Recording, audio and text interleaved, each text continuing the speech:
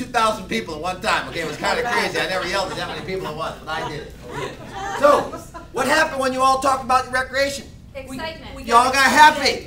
So what would happen if you talk to your client about their recreation? They get Happy, which means they are relaxed or tense? Relaxed. So they're relaxed. All your arms dropped. All you went from this to this. Your body's all relaxed down. So what chance is it for me to sell somebody when they're relaxed? Good. Much better. Much easier to help a client make a decision when they're relaxed. Very easy. This helps sell. This makes the sale easier. You got to soften up the client so you can sell them. Okay? That's the job. So the last part about Ford is dreams. I asked my client this question. I'm in the mortgage business. Mortgage guys ask this question. Tell me what improvements you're going to make to the house after you move into it. The dreams. Where did I put them emotionally? In the future. In the house already. In the house already. So do you think the mortgage is an issue? No. They've already moved into the house.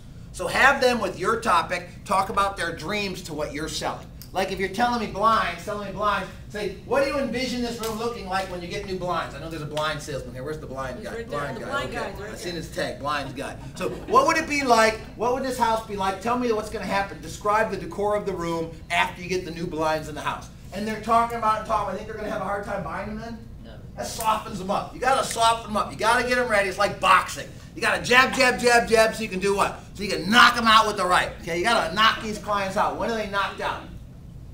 When are they knocked out? When they say yes. When they sign, right on the bottom line. Bam, Rick, I want to do business with you. I want to go in debt with you, Rick. Loan me $200,000. I'm happy. That's how I want it. I want every time I sit down with a mortgage client, I want it to be a fun experience. When you're doing business, if you're not having fun, you're going to lose them. If it's fun, they'll pay for it. They will pay for it if it's fun. If it's not fun, it better be a great value. You better have your T's and I's dotted. You better be perfect. Okay? I want it to be fun with the client. They're going in debt. What emotional state are they in? Stress. They're in fear. What is the emotional state that all clients are in when they make a purchase? Fear. Even blinds. We're in fear. What are we afraid of? Can we afford it? We're afraid of getting ripped off. We're afraid of can we afford the house. We're afraid of are the blinds going to look good? Are my friends going to think they look good? We have fear going on. So we got your job as a salesperson. Here's your new job. I am a fear manager. Doctors are what? Fear managers. Why? I'm afraid I'm sick, or I'm not sick, and I'm afraid you're going to tell me I'm sick. That's the worst thing about going to the doctor. I don't like to go to the doctor because I'm afraid they're going to tell me I'm sick. I'm like, why do I want to go? So I don't go to the doctor, that way I won't ever get sick. That's my philosophy about it, okay? So you gotta be a fear manager. I think it's very important that you manage people's fear. Can you manage people's fear if you're not excited and passionate and having fun about it? That's the key. Most of you don't make enough money because you're not passionate enough. That's the number one thing you need to do to make more money. Like the air lady, she's all passionate. I want to tell everybody about air, why they need fresh air. She's passionate about air. She needs to talk to more people about it. So that's all she needs to do. So that's Ford conversation. That's building rapport. You all understand building rapport. If you don't build rapport, you're not going to have a great transaction. What's a great transaction look like? What are some examples of a great transaction? When you walk out the door and they give you a hug. They give you a hug, they sign, they give me a name of a referral of somebody else. Throughout the process, what's a great transaction look like through the process? What? They call you from the phone and they tell you what you do is awesome. Yeah. Or you call them and things go well, things are going really smooth. This is how a transaction doesn't go well. Michael, what's going on? Where's my doggone mortgage? How come I'm not approved yet? When am I going to get closed? That's not a good transaction. Whenever you have a bad transaction, every one of your transactions when it didn't go smoothly, guess where the problem was? With you. Up front, you didn't build enough rapport. If you build enough rapport, the people will what? Trust you.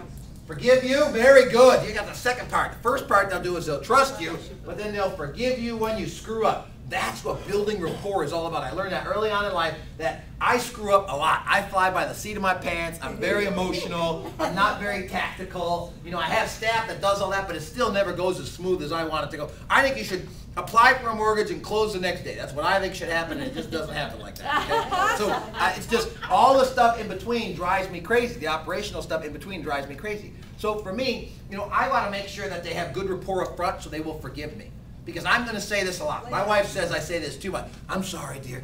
I'm sorry. I should have called. I'm sorry. I said I'd be home at 6. I got home at 6:30. She says I'm the master apologizer. Most of you are not apologizing enough because you're not screwing up enough. Can you make a lot of money if you don't screw up? No. No. You gotta screw up to make a lot of money. I get guys all the time, they're like perfectionists. They're afraid to make a mistake. Every file is perfect, the details is like color coordinated. I mean, they spend so much time getting it to turn in, they could be getting 10 more. Yeah. So I spend my time on client accumulation.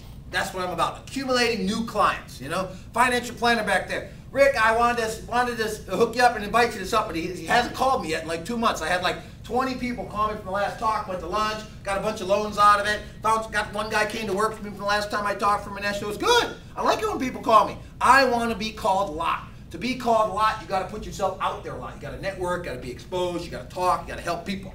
You have to be helping people, has to be the key. Have to help other people. That's it.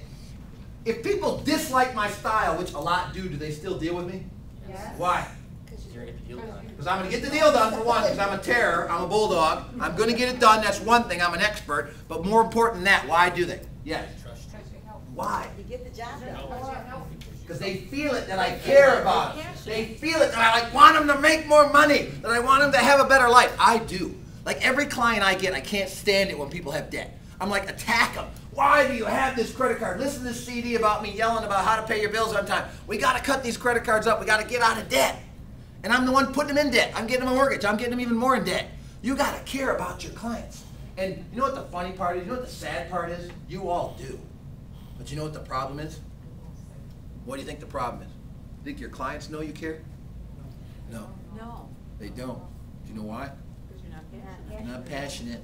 You're not serious enough. You're not asking the tough questions. You're not calling them out. I mean, you know, Bill Russell was one of the greatest basketball players of all time. One of the most famous, won 11 world championships.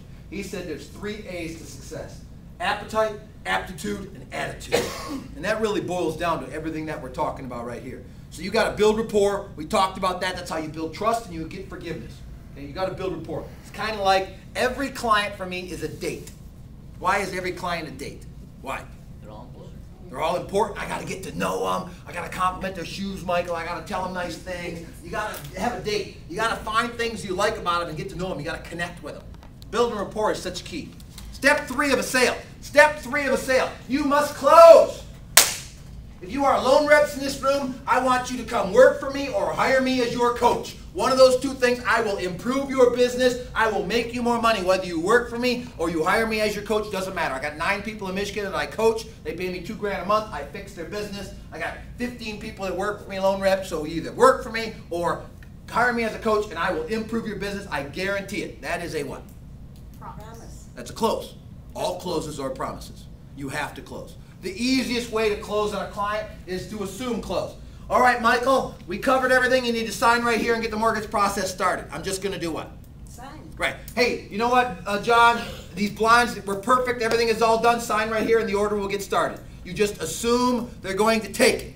You assume the close. That's the easiest way to close. You assume the close. When you're on a date, what do you do? When you assume in the close, what do you do? Lean in. If she leaves you hanging, you closed poorly, okay? You didn't build enough rapport. Who saw the movie Hitch? Hitch. I love the movie Hitch where he did it. Go halfway. And he's like waiting with his eye open. Is she going to lean back? I mean, that's how it is. That's really what a sale is about. You got to go halfway. You got to assume they want to do business for you.